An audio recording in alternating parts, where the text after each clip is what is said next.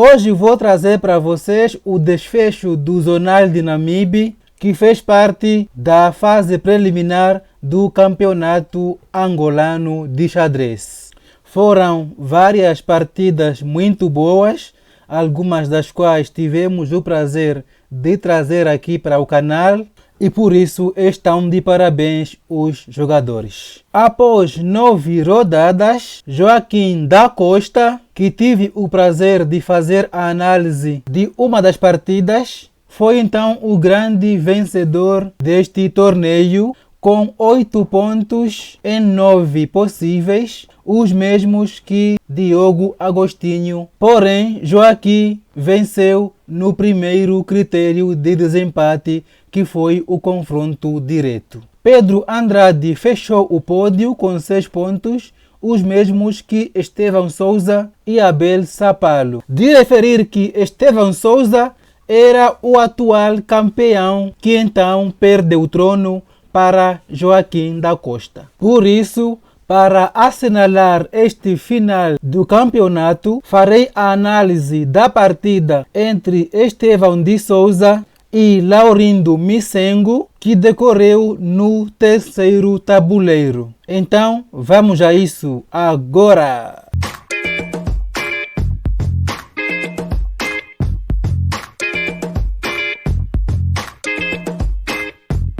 Estevão de Souza jogou de brancas e abriu com o peão da dama.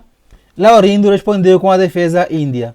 Seguiu cavalo F3, E6, E3, D5, bispo D3, C5, rompendo no centro. Mas antes veio C3, cavalo C6, roque e bispo D6. E agora o Estevão faz o D por C5, fazendo o Laurindo perder mais um tempo com o bispo para retomar em C5. Cavalo de B, D2, E5, ameaçando este garfo, então E4, evitando o garfo. Bispo G4, cravando o cavalo, e veio E por D5, dama por D5, atacando o bispo, que vai para C4, contra-atacando a dama, que agora volta para a sétima fileira. Dama E2, na cara do rei, com possibilidade de algum tema tático. Então o Laurindo faz rápido o roque, evitando qualquer tema tático. Cavalo E4, propondo a troca de peças.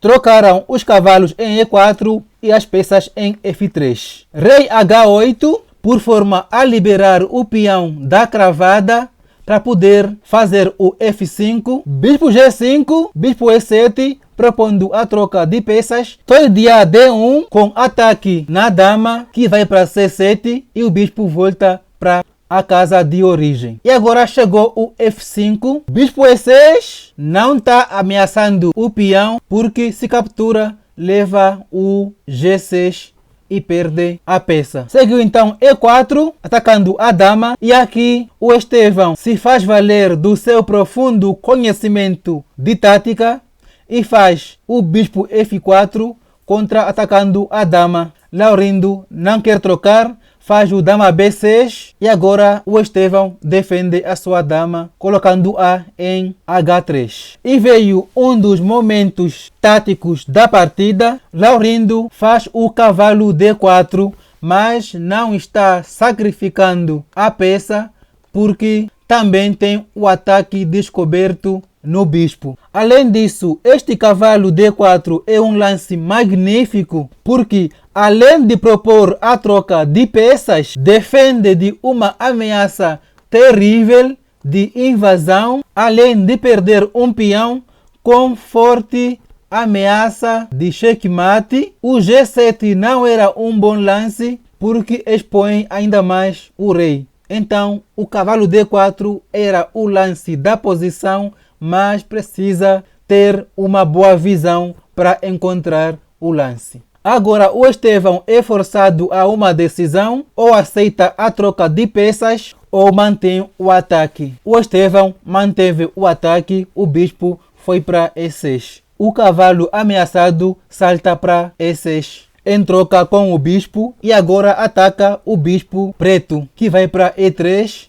contra-atacando na dama. A dama vai para C6, atacando o bispo, que vai para D5, volta a contra-atacar. E agora a dama vai para A6 e não ataca nada. Veio rei H1, torre de A D8 e aqui trocaram as peças em E6 e as torres em D8. O jogo já se encaminha para um final. Bispo D4, limitando uma futura invasão da torre na sétima ou na oitava. Então bispo F6, visando tirar o bispo desta casa. Então trocaram os bispos em F6 e veio dama E3, dama A6. O Estevão dobrou na coluna E, já de olho na futura invasão, após trocar este peão. Laurindo não se preocupou, capturou o peão de A, F3 e caiu mais um peão e veio F por E4, torre E8, cravando o peão da captura em F5, porém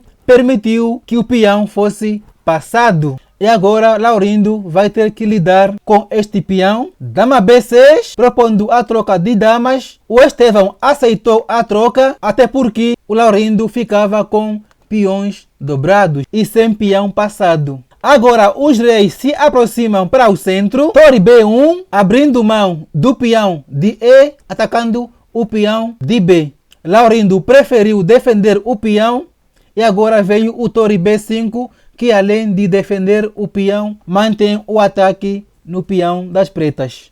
Torre C6, com ataque no peão de C. O Estevão não se preocupou, trouxe o rei para E2 e Laurindo continua com receio de capturar os peões do Estevão, com medo de perder os seus peões. Rei E6, rei D3, G5, rei D4, H5. O Laurindo quer criar um peão passado, se fazendo valer da maioria de peões na ala do rei, com 3 contra 2. Torre D5, rei E7, G3, H4, G por H4, G por H4 e o Laurindo já tem um peão passado, porém não tem muito apoio no momento, já que a torre não consegue dar suporte sequer o rei. Seguiu torre B5, H3, torre B3 com o ataque indireto no peão após o C4.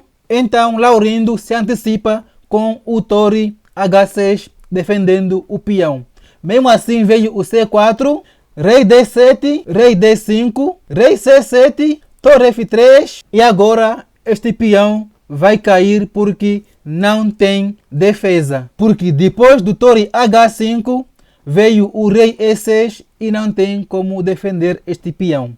Veio rei C6 e caiu o peão, ainda com proposta de troca de torres que foi recusada pelo Laurindo, que agora ataca o peão de C, que também não tem defesa. Então veio torre F3, porque se captura este peão, cai o outro. Então Laurindo não tomou, prefere tomar de rei. Porém veio o rei D7, se captura, o rei invade e o peão de B7 vai cair. E aqui o Laurindo toma uma decisão errada, capturando de torre, porque permitiu o avanço deste peão passado. E a pergunta é, quem vai parar este peão? Ninguém.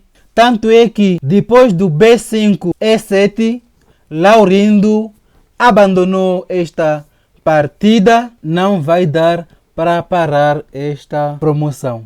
Uma possível continuidade seria o torre D4 cheque, rei C7, torre E4, porém não daria para repetir os cheques, porque chegaria este torre F5 cheque e agora depois do rei D4 o rei iria se aproximar e não teria mais cheques. E após um lance qualquer como B4, teria então o torre D5 cheque e o rei não poderia ir para E4 porque teria a troca de torres forçada. E se fosse para C3, o rei agora está livre dos cheques e apoiaria a promoção tranquilamente. Então Laurindo leu a posição e viu que não tinha mais chance, decidiu então reconhecer a posição ganha do Estevão, que fez uma grande partida e justificou o fato de ser o campeão anterior. Vamos ver a precisão desta partida. Foi uma partida muito bem jogada, 91,9%